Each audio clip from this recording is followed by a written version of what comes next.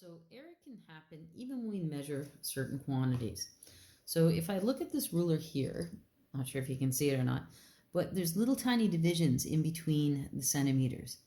And what they do is they help guide me when I'm measuring something. So if something was right here, I could say it's 8.4 centimeters. However, is it exactly 0.4? I can look at the millimeter and say, all right, well, it's in between, so maybe it's 8.45, or if it's a little less or a little bit more. So our eye is usually pretty good at figuring out what the halfway mark is, and we either go a little bit less or a little bit more.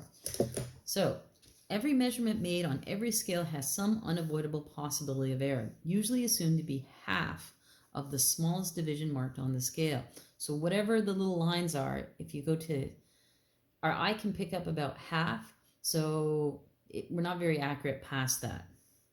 If you measure a block of wood in millimeters to be 126 millimeters, the possibility of error in the measurement would be indicated by this plus or minus half a millimeter, so 0.5 millimeters. So if you're measuring something in centimeters, it would be half a centimeter. If you measure something in meters, it would be half a meter.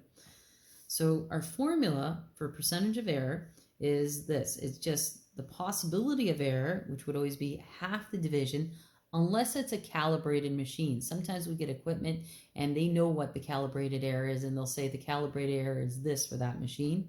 But if you're measuring something, say with a ruler or a scale, it's always going to be half divided by whatever you've measured. So in this example here, if you measure this block of wood to be 126, that's the measurement.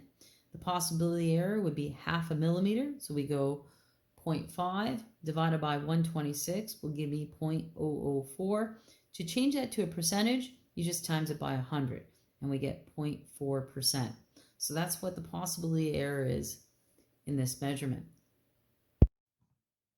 In our example, it says calculate the percentage error incurred in measuring your textbook in millimeters.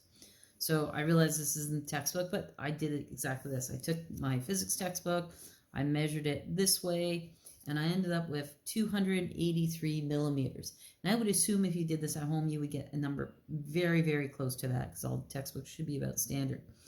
So if that's 283 millimeters, the percentage error would be plus or minus half a millimeter. So if I wanted to calculate this, so I'm going to write percentage error is equal to the possibility of error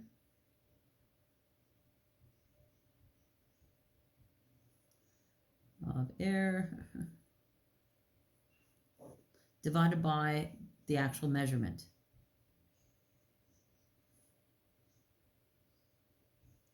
Okay, so the possibility error is half the smallest division, so it would be half a millimeter because I measured in millimeters, so it would be 0.5. The actual measurement was 283. And when I plug that into my calculator, I get 0.0018.